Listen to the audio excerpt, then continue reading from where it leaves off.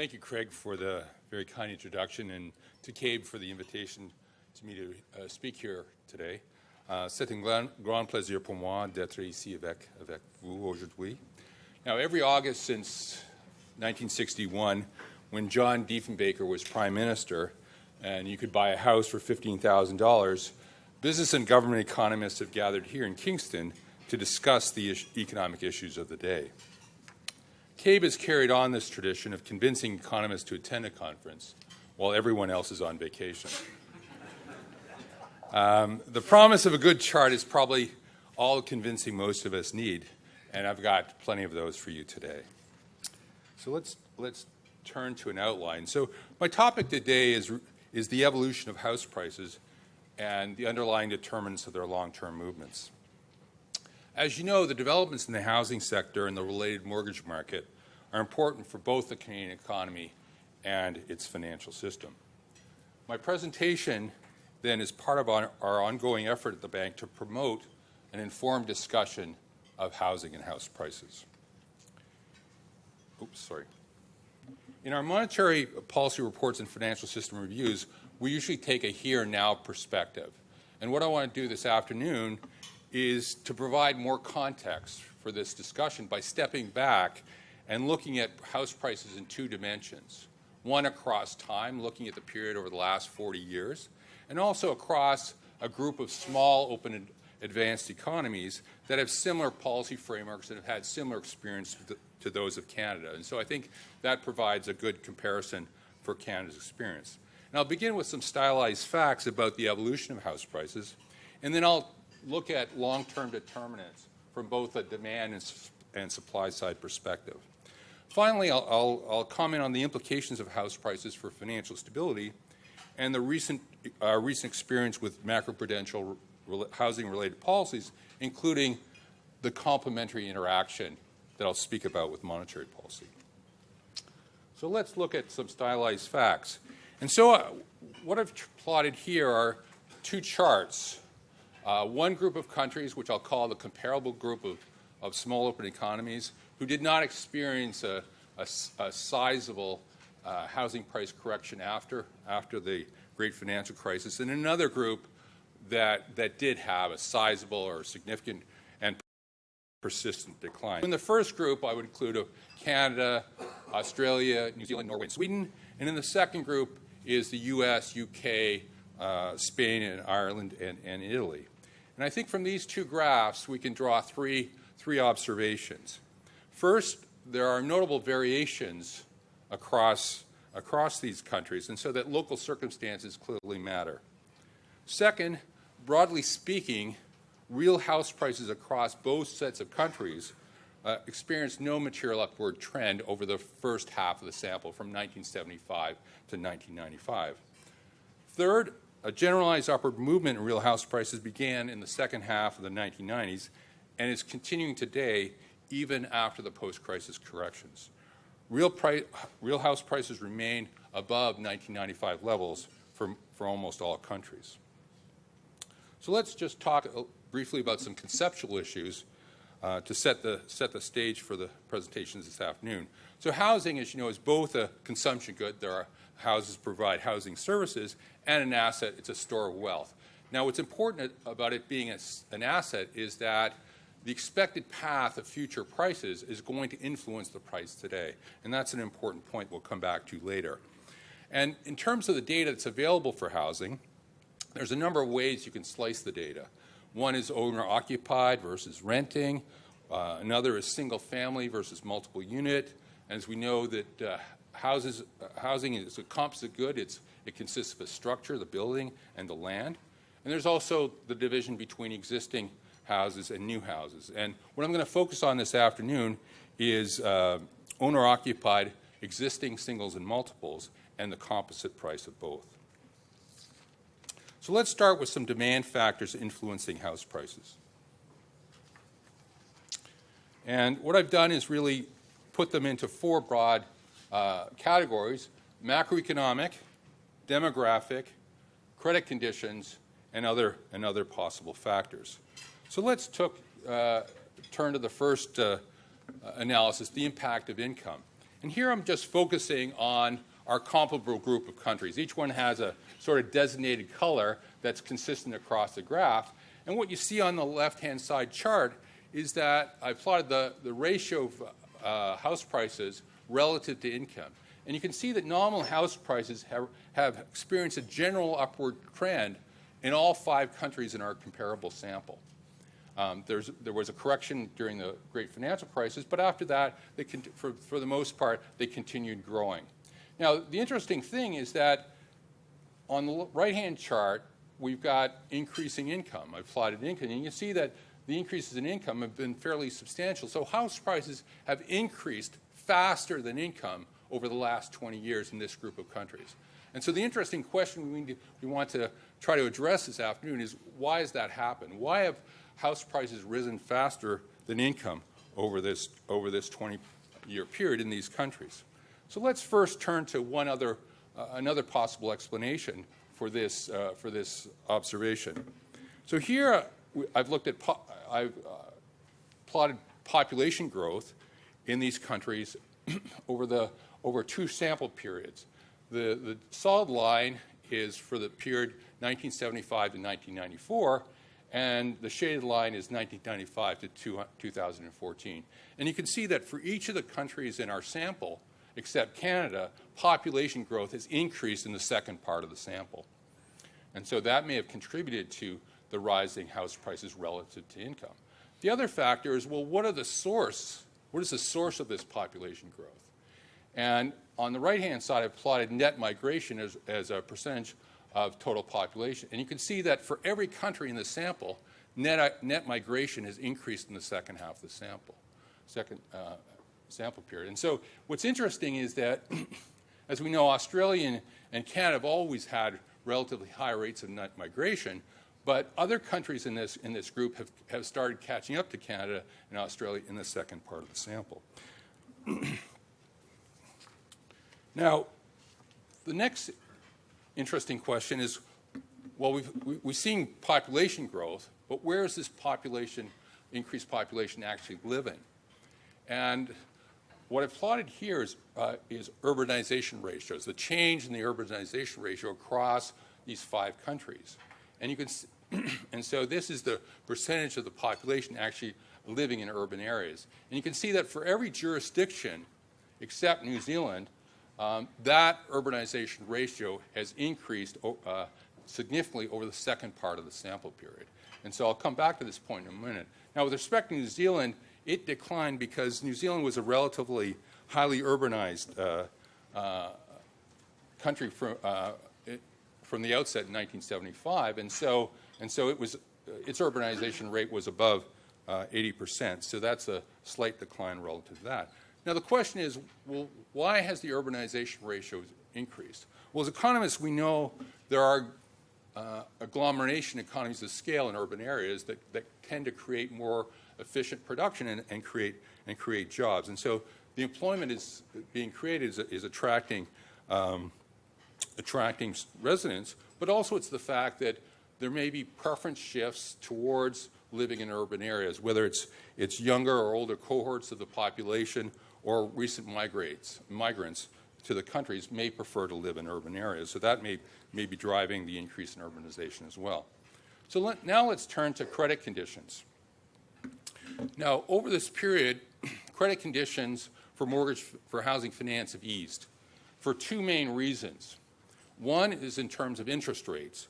What we've seen globally is there's been lower long-term global interest rates, real interest rates, and they've translated into lower mortgage rates.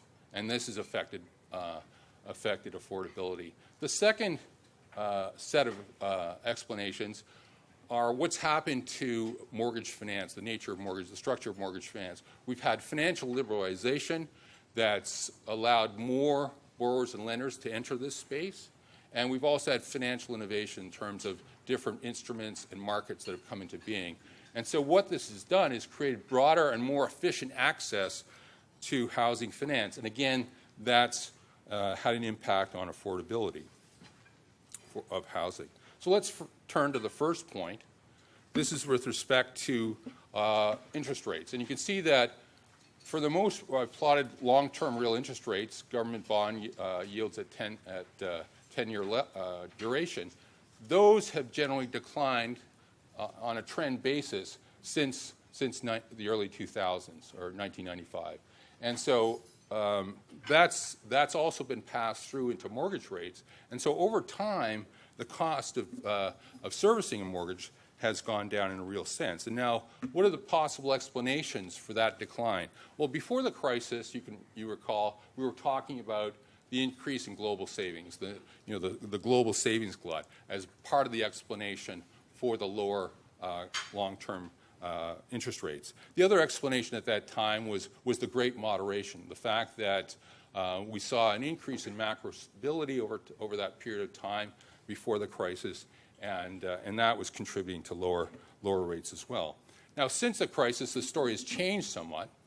We've seen persistently weak global demand, especially in terms of real investment, and this, coupled with sustained low central bank policy rates in response to the weak global demand, has kept long-term interest rates relatively low. Now let's turn to the issue of financial liberalization and financial innovation.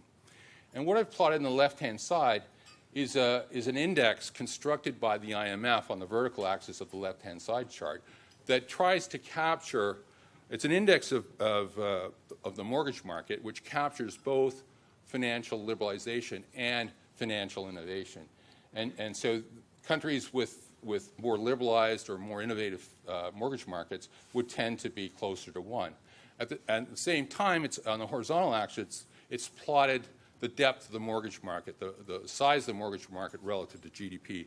And you can see that there's a positive relationship between this index of financial liberalization and financial innovation, and the countries that we have in the sample are squarely along that line. Now, what are the implications of financial innovation and financial liberalization and financial innovation for affordability and for home ownership rates? So I plotted this on the right-hand side, and we don't have data for New Zealand, unfortunately, but you can see that over the sample period, for Canada and Sweden, home ownership rates have increased. So this partly reflects the fact that there's more access and of course, lower funding costs on mortgages to increase home affordability. For Norway, there's really no material change over the short sample we have here. But for Australia, it's interesting that the home ownership rate has declined over time, despite the fact that we've had this improvement in credit conditions. I think the likely explanation for this is that of the countries we have here in our sample, house prices have increased the fastest in Australia, and so that means that home ownership, the affordability of owning a house has probably declined over time, and so that effect has offset the easing in credit conditions. So let's turn to this aspect of innovation. And one of the components of this considerations is really the different instruments or means by which banks can fund mortgages. And really we've seen innovations in two aspects. First is the use of covered bonds. Now, covered bonds are bonds issued by banks secured by mortgages. So they remain on the bank's balance sheet. And you can see that I've added Denmark to this chart, to the chart on the left, and you can see that covered bonds as a share of total household credit there has been quite high for a long period of time. But since then, other countries have also started adopting covered bonds. In particular, in the Nordics, Norway and Sweden, it's relatively popular, but also in Australia and Canada and New Zealand, there's been some pickup in the use of covered bonds as well. In the second chart, what I've plotted is mortgage securitization outstanding as a share of total mortgage credit.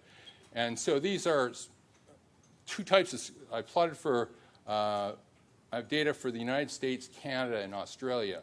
Now for Canada and the United States, I can actually disaggregate mortgage securitization into private label securitization and publicly supported securitization. So the blue crosshatch line for the dotted line for the United States is publicly supported. The solid blue is private label. For Canada, the solid red is private label, the dotted dashed red is for publicly supported securitization. And what's interesting is that the private label did increase fairly substantially, especially in the United States pre-crisis. And after the crisis, it's fallen dramatically. To some extent, that's been supplemented or offset by publicly supported securitization. So these innovations have actually made funding of mortgages much easier to achieve. So let's consider other factors supporting the demand for houses. And one of the reasons I wanted to pick this group of countries is because their policy frameworks are related. I think they've had very strong policy frameworks going into the crisis. They all have monetary policy frameworks characterized by explicit and, in my view, credible inflation targets and flexible exchange rates. They've had relatively sustainable fiscal positions, and their financial framework, or financial regulatory and supervisory framework, has been fairly effective and resilient. So I think that combination of macroeconomic and financial policy frameworks has led to a number of important outcomes in these countries. I think it's increased macroeconomic stability and also financial stability. It's reduced inflation rates. It's reduced uncertainty. You can see risk premia down. So these things have all facilitated the demand for houses. And what we see is that households in Canada and in the other jurisdictions are actually shifting more of their wealth into housing because these are seen as safe and secure assets. And as their incomes have risen, they're consuming more housing services. So I think this is this nature of preference shifts that I have in the slide. The other thing is that it's also creating a reputation for those countries for stability, and that's attracting foreign investment into real estate in those jurisdictions. So now let's turn to supply factors. And essentially what we're going to focus on is regulation and geography. And these factors or constraints affect the ability of the housing supply to respond to changes in housing price. And under regulation, one could talk about land use regulation or zoning rules. Green belts are probably a most stringent form of land use regulations. We have green belts in Ottawa, in my hometown. Development fees are another cost of development. So these things restrict supply elasticity. In terms of geography, it's things that we're familiar with: bodies of water and inhospitable terrain, such as mountains or wetlands and so forth. Now, what are the potential impacts of these sorts of supply constraints on house prices? Well, this chart is from a research institute, and what it tries to do is look at the impact of land use constraints on house prices. And so the horizontal axis measures the median price to income ratio for a number of different cities. The blue cities are outside of Canada. The red cities are Canadian cities. And the solid lines represent cities in which there's fairly stringent land use regulation, and the lighter lines represent less stringent. And you can see that the more stringent the regulation, the higher the median price to income ratios. Now, it's important to recognize for many of these cities, especially the top four, Hong Kong, Vancouver, Sydney, and San Francisco, they also face serious geographic constraints in that they're very close to water and there's not much land to develop in their immediate vicinity. So this median price to income ratio also incorporates the geographic constraints. Now let's turn to more specifically in terms of Canadian cities. And what we've seen over time is that, so I've plotted the change in population density per square kilometer on the horizontal axis and the change in price. And what we've seen is that as cities become more densely populated, the price of housing increases. Now, Winnipeg is a bit of an exception there, and what happened over this period from 1995 to 2014 is that the official boundaries of Winnipeg were increased by 30%, so that caused the density to actually decline over that period of time. So clearly, what we've seen in our major cities is that as they've grown, house prices have risen. Now, the interesting question is, what is the impact of this change in house prices on the composition of housing in these cities? And what I've plotted here is really the blue shows housing starts in terms of multiples. The red is housing starts in singles for 3 of our largest cities, Vancouver, Montreal, and Toronto, and then the rest of Canada for comparison. And you can see that as these cities grow and land becomes and supply becomes more constrained, you have a bifurcation, that you have many more multiples than singles. In fact, singles start declining in many of these jurisdictions. So, for example, in Vancouver, you can see that in the early 1990s, starts of singles started declining, multiples went up, and the same observation holds for Montreal and Toronto in the 2000s. So now let's turn to the implications of higher house prices for monetary policy and for financial stability. And I'm going to focus on the post-crisis period, and I'll start first with monetary policy.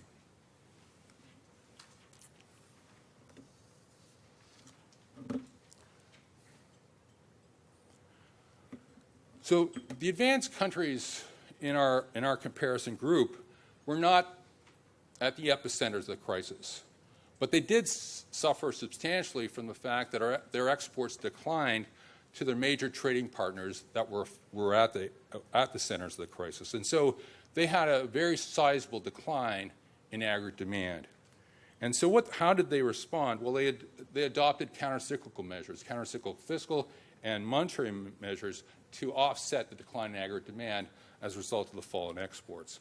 Now, coming into the crisis, as I said, they had very effective and credible monetary policy frameworks, and they also had resilient financial systems. So the fact that they reduced interest rates to stimulate demand, it was effectively transmitted into lower interest rates because of their frameworks in place, and the fact that their financial systems did not suffer significant bank failures during the crisis. And so this lowered interest rates and boosted domestic demand, and because housing is interest rate sensitive, it created a stronger demand for houses and raised house prices.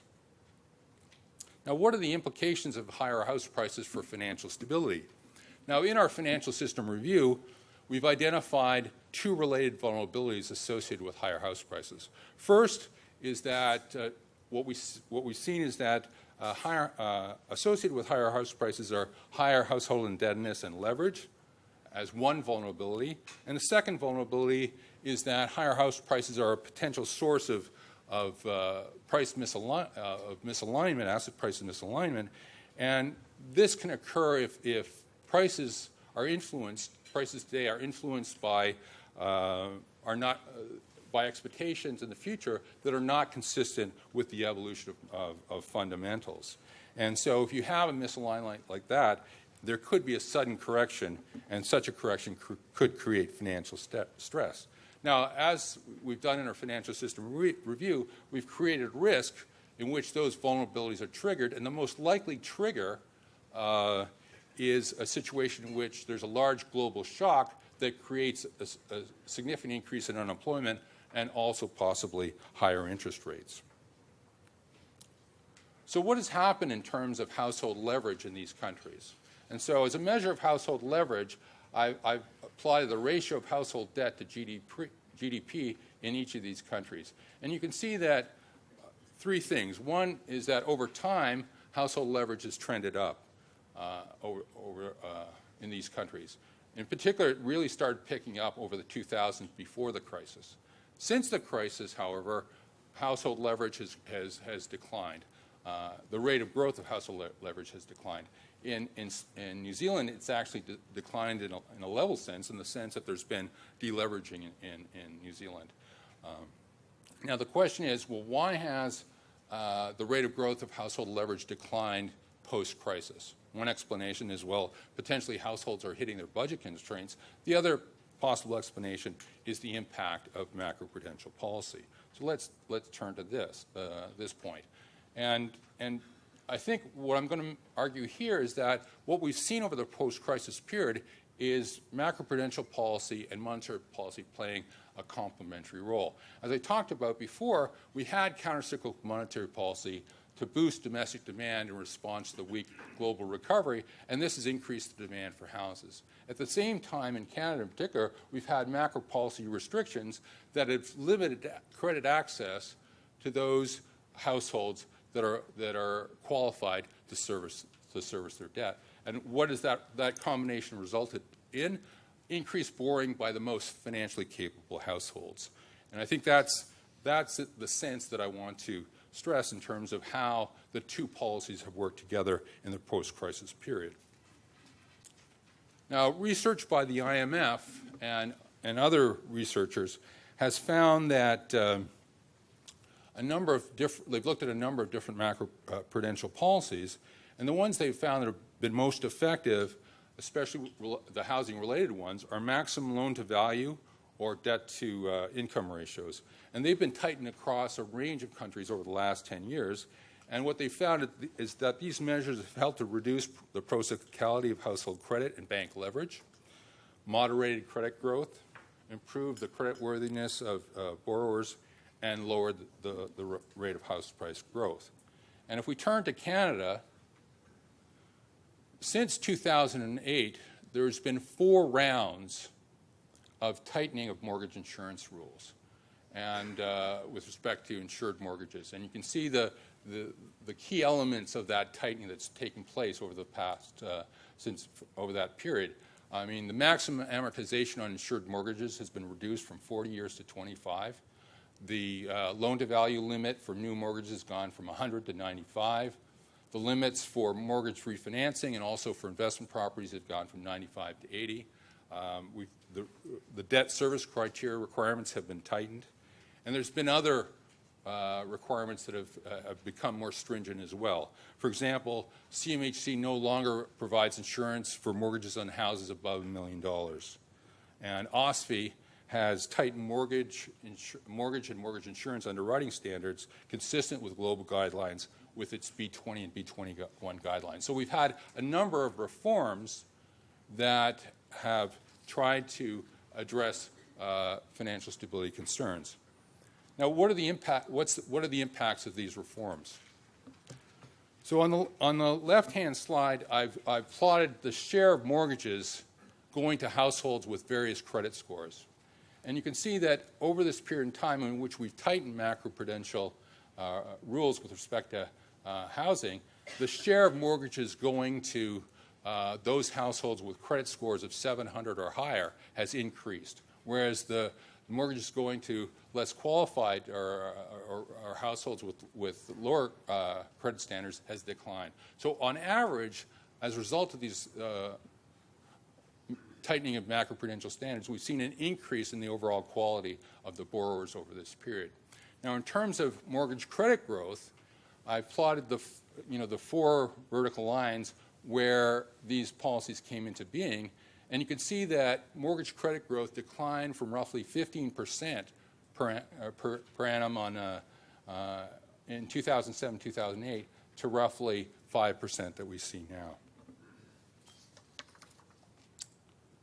So let me conclude with a few key messages. First, house prices have risen relative to income in Canada and other comparable countries for about 20 years, driven by fundamental demand and supply factors.